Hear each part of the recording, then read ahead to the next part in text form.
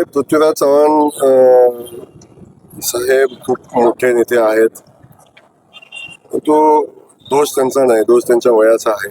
वय परत्वे काय गोष्टी माणसाला अडचण करत असतात, तसं वय त्यांना त्यांची अडचण करतं. परिस्थिती दिसते.